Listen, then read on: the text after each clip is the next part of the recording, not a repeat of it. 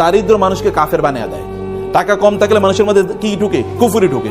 বাংলাদেশের প্রেক্ষাপটে আপনি দেখবেন সবচেয়ে বেশি নামাজি কি রিক্সাওয়ালার আর কাজের বুয়ারা, আর যারা ইয়েতে থাকে ওই যে বস্তি থাকে তারা সবচেয়ে বড় আল্লাহওয়ালা। আপনার কথা বুঝেন না মনে হয় আমার, কিন্তু কোনো আওয়াজই তো নেই আপনাদের। ঘটনা কি? সব ক্লান্ত হয়ে গেছেন নাকি? তো সবচেয়ে বড় আল্লাহওয়ালা কি এরা? আপনি তাদেরকে মসজিদে কোথাও খুঁজে পাবেন? একজন মসজিদে খুঁজে পাবেন না। দেখবেন এরা মসজিদে না, এরা দিনও বোঝে না, ইসলাম বোঝে না, কিচ্ছু বোঝে না। তার মানে দারিদ্র মানুষকে কাফের বানিয়ে দেয়। দারিদ্রের কারণে সে ইসলাম বুঝতেই পারে না।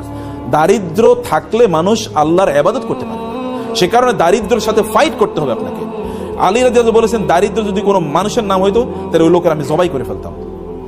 দারিদ্র যদি কোনো মানুষের নাম, তো পভার্টি যদি কোনো মানুষের নাম, তাহলে আমি ওর হত্যা করে ফেলতাম, যে ওর বাঁচে থাকা উচিত না, কারণ ও থাকলেই মানুষ কষ্ট পাবে। অতএব এই কারণে আমি তাকে হত্যা করে ফেলতাম। লাউ কানাল ফাকরু রাজুলান লাকাতালতুহু, যদি দারিদ্র কোনো ব্যক্তির নাম হতো তাহলে ওই লোকের দায়কে আমি হত্যা করে ফেলতাম। দারিদ্র এটা ইসলাম কোনোদিন এটাকে সেলিব্রেট করে না, যে ঠিক আছে তুমি দরিদ্র, এবার তোমার আমি সালাম দেবো। নো, কেন তুমি দরিদ্র হলা? ওমর রাদিয়াল্লাহু তাআলার কাছে কোনো লোক গেলে তিনি তাকে বলতেন, তুমি করো কি?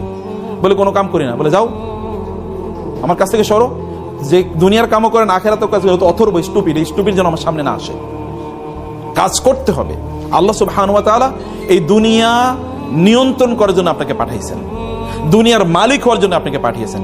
এখন আপনি দুনিয়ার মালিক হবেন না, আপনি দুনিয়ার স্লেভ হবেন। কেমন কথা? আপনি দুনিয়ার দাস না, দুনিয়ার দাস না, আপনি দুনিয়ার প্রভু, মানে আপনি দুনিয়ার লর্ড, আপনি দুনিয়ার কি মালিক।